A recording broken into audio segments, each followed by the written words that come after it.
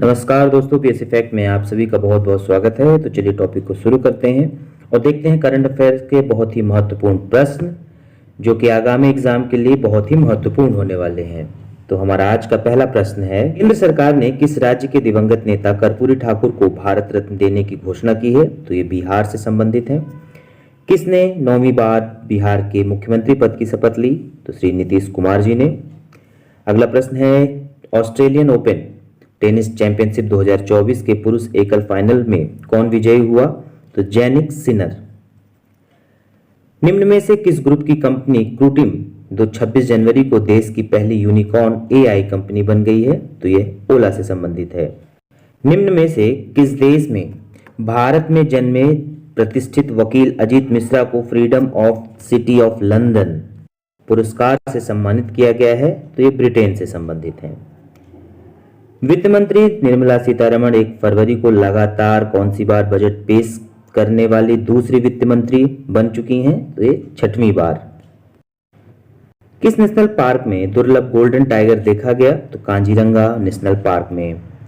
BSF के किस जवान को मरणोपरांत राष्ट्रपति पदक मिला है? तो शिशुपाल सिंह जी को और सांवला राम विष्णु जी को। गणतंत्र दिवस परेड का नेतृत्व भावनीश कुमार जी ने किया। थाई पूसम त्योहार कहाँ मनाया गया? तो यह थाई पूसम तमिलनाडु में मनाया गया। निम्न में से किस देश ने बच्चों के लिए विश्व का पहला मलेरिया वैक्सीन कार्यक्रम शुरू किया? तो यह देश कैमरून है। किस मंत्रालय ने हायर एजुकेशन पर ऑल इंडिया सर्वे रिपोर्ट 2021-22 जारी किया है? शिक्षा मंत्रालय ने। में से किसने हाल ही में जोमेटो को पेमेंट एग्रीगेटर के रूप में काम करने के लिए मंजूरी दे दी है? तो रिजर्व बैंक ऑफ इंडिया ने। किसने वाराणसी में ज्ञानवापी मस्जिद परिसर पर सर्वेक्षण रिपोर्ट जारी की? तो भारतीय पुरातत्व सर्वेक्षण ने। पीपल्स डेमोक्रेटिक पार्टी ने हाल ही में किस देश का चुनाव जीता? तो पीपल्स डेमोक्रेटिक पार्टी ने भूटान में चुनाव जीता है। भारतीय टेनिस खिलाड़ी रोहन बोपन्ना ने हाल ही में अपने करियर का कौन सा डबल्स ग्रैंड स्लैम खिताब जीता? और वो ग्रैंड स्लैम जीतने वाले सबसे उम्रदराज पुरुष खिलाड़ी बन गए हैं। तो ये उनका पहला रहा। निम्न में से कौन बिग बॉस 17 सीजन का विजेता रहा? तो Munawar Faruqui. Filmfare award ceremony कौन सा एडिशन था जिसमें Vikrant Massey starrer 12th fail और रणबीर कपूर की एनिमल दोनों फिल्मों ने 5-5 अवार्ड्स अपने नाम किए? तो ये फिल्म फेयर अवार्ड 69वां है। इसके विषय में हम डिटेल से भी देखने वाले हैं। भारत और किस देश के बीच मिलकर आधुनिक सैन्य उपकरणों के विकास और उत्पादन के लिए हुए अहम समझौते? तो ये भारत और फ्रांस के मध्य समझौते हुए हैं। झारखंड के मुख्यमंत्री पद से हेमंत सोरेन के इस्तीफे के पीछे का क्या कारण रहा? उन्हें भ्रष्टाचार के एक मामले में प्रवर्तन निदेशालय ईडी ने गिरफ्तार किया। झारखंड के नए मुख्यमंत्री कौन होंगे? चंपई सोरेन। चुनाव से पहले बजट सत्र के दौरान प्रस्तुत बजट के लिए अंतरिम बजट शब्द का प्रयोग किया गया। संसद का बजट सत्र 31 जनवरी 2024 को दोनों सदनों की संयुक्त बैठक में राष्ट्रपति के अभिभाषण के साथ शुरू हुआ। इसका महत्व क्या है कि यह नए संसद भवन का पहला बजट है। आगामी लोकसभा चुनाव से पहले आखिरी सत्र संभावित जो चुनाव है वह अप्रैल-मई 2024 को होने हैं। संयुक्त बैठक में राष्ट्रपति द्रौपदी मुर्मू का पहला संबोधन रहा। आगामी कार्यक्रम केंद्रीय वित्त मंत्री निर्मला सीतारमण 1 फरवरी 2024 को बजट जो रहेगा वो अंतरिम बजट पेश करेंगी। इसके विषय में मैंने वीडियो प्रस्तुत कर दिया है। इस राज्य ने 2024 खेलो इंडिया यूथ गेम्स की मेजबानी की? तो तमिलनाडु ने। खेलो इंडिया यूथ गेम्स 2024 19 जनवरी से 31 जनवरी 2024 तक रहा। स्थान क्या रहा दोस्तों? तमिलनाडु में चेन्नई, मदुरई, त्रिची, कोयम्बटूर। सर्वाधिक पदक विजेता राज्य रहा महाराष्ट्र, 57 स्वर्ण पदक। भारत सरकार की खेलो इंडिया पहल के तहत प्रमुख कार्यक्रम का यह 6वां संस्करण रहा।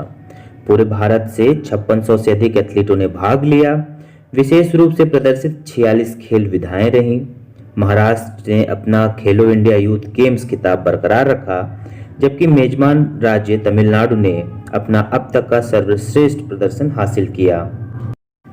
केंद्र सरकार ने कौन से वित्त आयोग के सदस्यों की नियुक्ति की है? तो 16वें वित्त आयोग। विष्णु सरवन ने सेलिंग में भारत के लिए पेरिस ओलंपिक का कौन सा कोटा हासिल किया है? तो पहला।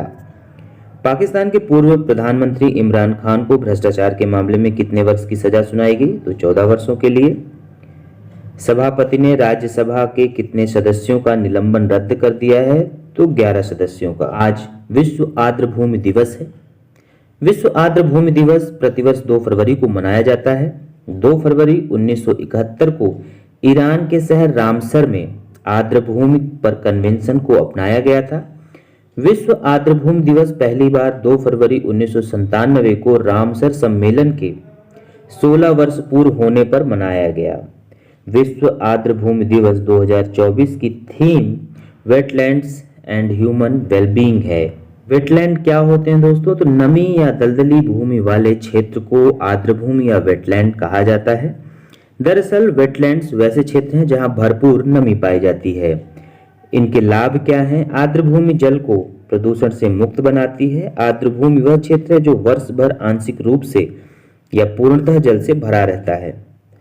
भारत में आर्द्र भूमि ठंडे और शुष्क इलाकों से लेकर मध्य भारत के कटिबंधीय मानसून इलाकों और दक्षिण के नमी वाले इलाकों तक फैली हुई है। सुल्तान इब्राहिम ने हाल ही में किस देश के नए राजा के रूप में शपथ ली है? तो ये मलेशिया से है। मलेशिया के ये 17वें राजा के रूप में सुल्तान इब्राहिम इस्कंदर ने शपथ ली। मलेशिया में जोहोर राज्य के इब्राहिम इस्कंदर देश के नए सुल्तान बन गए हैं। इब्राहिम इस्कंदर ने 31 जनवरी 2024 को देश के 17वें सुल्तान के रूप में शपथ ली। सुल्तान इब्राहिम ने पहांग राज्य के सुल्तान अब्दुल्ला सुल्तान अहमद शाह से बागडोर प्राप्त की है। इब्राहिम इस्कंदर अगले 5 वर्षों तक देश के सुल्तान के पद पर बने रहेंगे। ब्रिटेन से स्वतंत्रता प्राप्ति के बाद वर्ष 1957 से ही मलेशिया में प्रति 5 वर्षों में सुल्तान का चयन होता है।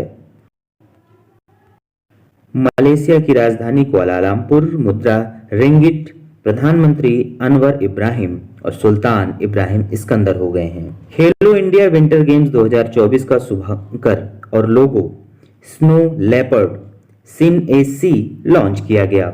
खेलो इंडिया विंटर गेम्स 2024 का आयोजन 2 भागों में किया जाएगा। शीतकालीन खेलों का पहला भाग 2 से 6 फरवरी तक केंद्र शासित प्रदेश लद्दाख में आयोजित किया जाएगा। लद्दाख पहली बार इस आयोजन की मेजबानी करेगा। दूसरा भाग 21 से 25 फरवरी तक गुलमर्ग, जम्मू और कश्मीर में आयोजित होने वाला है। खेलो इंडिया विंटर गेम्स 2024 लगातार यह इसका चौथा संस्करण है। लद्दाख में आइस हॉकी, स्पीड स्केटिंग और जम्मू कश्मीर में स्की, पर्वतारोहण, alpine skiing, snowboarding, Nordic ski और गोंडोला जैसे खेल आयोजित किए जाएंगे। खेलों के लोगों में भारतीय तिरंगे को प्रमुखता से दर्शाया गया है, जो सुरम्य भूमि की विशिष्टता और कार्ड पर मौजूद कई खेल आयोजनों को दर्शाता है। केंद्रीय युवा मामले और खेल और सूचना एवं प्रसारण मंत्री अनुराग सिंह ठाकुर 2 फरवरी को लेह के एनडीएस स्टेडियम में खेलों के उद्घाटन समारोह का उद्घाटन करेंगे। शुभंकर हिम तेंदुए को रखने का विचार जम्मू कश्मीर खेल परिषद और लद्दाख के खेल विभाग द्वारा लिया गया है। शुभंकर मूल निवासियों के उच्च पर्वतीय विकास के मुद्दों, क्षेत्रों के नाजुक पर्यावरण के साथ साथ इस हिम तेंदुए के प्राकृतिक आवास की रक्षा करने और भविष्य के लिए इसके अस्तित्व को सुनिश्चित करने के लिए संरक्षण प्रयासों के महत्व पर प्रकाश डालता है।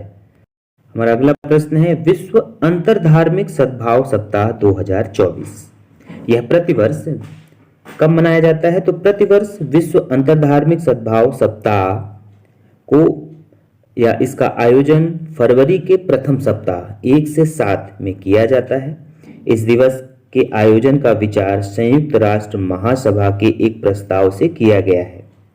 यह यूएनजीए द्वारा आयोजित किए जाने वाला एक वार्षिक कार्यक्रम है। विश्व अंतर्धार्मिक सद्भाव सप्ताह की थीम शांति के लिए एकजुट। तो 2024 की थीम शांति के लिए एकजुट। पिछले वर्ष की थीम संकटग्रस्त विश्व में सद्भाव। कुछ इसके विषय में और फैक्ट जान लेते हैं कि विश्व अंतर्धार्मिक सद्भाव सप्ताह की शुरुआत पहली बार 23 सितंबर 2010 को जॉर्डन के किंग अब्दुल्ला द्वितीय द्वारा संयुक्त राष्ट्र महासभा में प्रस्तावित किया गया था। 20 अक्टूबर 2010 को इसे संयुक्त राष्ट्र द्वारा सर्वसम्मति से अपनाया गया। तभी से फरवरी के पहले सप्ताह को विश्व अंतर्धार्मिक सद्भाव सप्ताह के रूप में मनाया जा रहा है। पहली बार इसका आयोजन 2011 में किया गया था।